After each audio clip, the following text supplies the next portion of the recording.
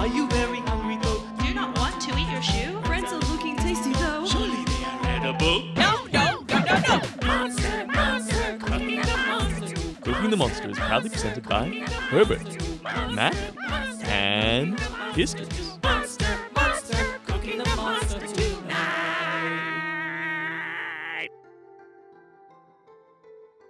Good evening, ladies and gentlemen, and welcome back to another episode of Cooking the Monster. And tonight, we continue our series on goblinoids. We'll be looking specifically at goblins, the basic, shortest, most Prolific. of the goblinoid species.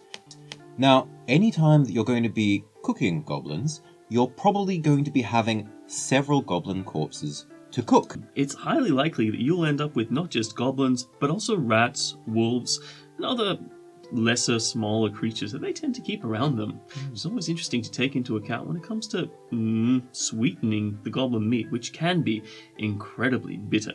You see, goblins live in a society of systematic abuse that quite distinctly changes their flavor. Unlike the hobgoblin, which we referenced in the previous episode, the goblins have adrenaline and other nervous toxins running through their system pretty much all the time. There are only very few ways that you could potentially remove those from the system before death or in life. Several things will come out as a result of this. Firstly, the adrenal glands will be very large. Secondly, the liver will be very large. Constant stress combined with the filthy conditions they're often found in will mean that it's very important to prepare your meat very carefully.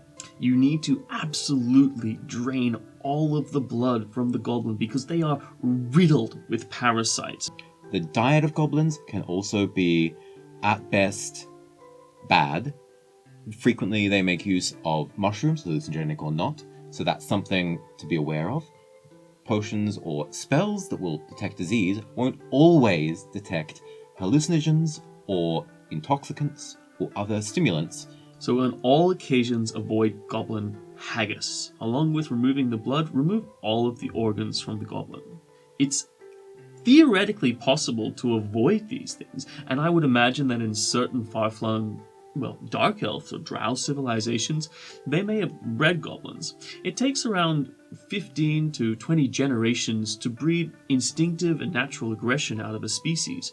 But when this happens, they also physically change. So you could imagine a friendly goblin being more like Dobby from the Harry Potter series. Small, round, more fat. Pinker, definitely much more delectable.